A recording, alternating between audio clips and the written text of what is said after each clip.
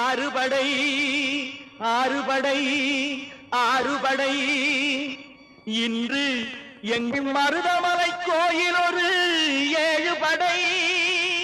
7 படை 7 படை